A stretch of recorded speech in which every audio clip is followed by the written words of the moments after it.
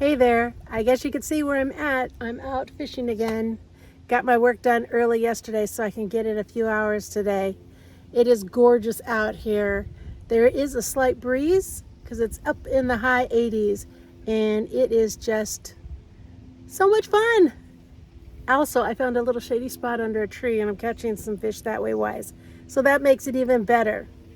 Well, as I was sitting here just chatting with God because I'm on this boat alone today, I started thinking of the old movie Cinderella. It used to come on once a year, and I would watch it with my family.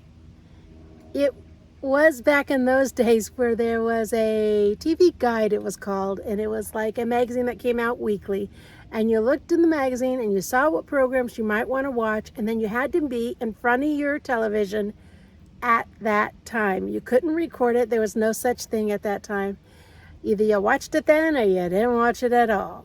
Anyway, I loved the old Rodgers and Hammerstein's Cinderella. There was singing, there was dancing, and that was just, I'm a musicals kind of girl. What can I say?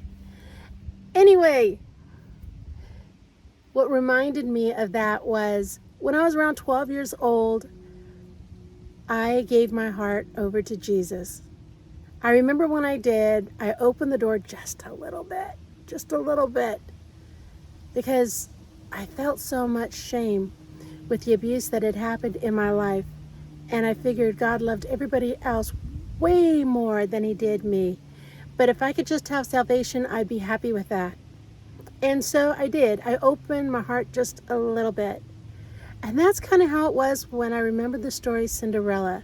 I really loved that it wasn't the dress or Cinderella's hair being all cleaned up and washed and her bandana taken off her top of her head and makeup being put on her and this beautiful dress and glass slippers that went on her that did the transformation.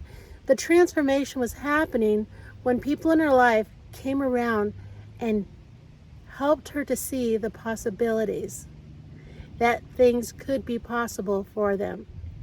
And that's what happened when I accepted Jesus into my heart. When I started getting into his word, I started seeing the possibilities of what could be for me. The promises in the Bible that were for me. They weren't just for my family. They just weren't for my friends. They were for me as well. And standing on those promises started transforming my mind, which eventually changed my heart and changed the way I acted and loved people more freely. There's a lot more there, but that's why I like the story Cinderella, and I was just thinking about it on this lake. It wasn't the dress, it wasn't the shiny shoes, though I do like shiny shoes. Remember, because he lives, it changes everything.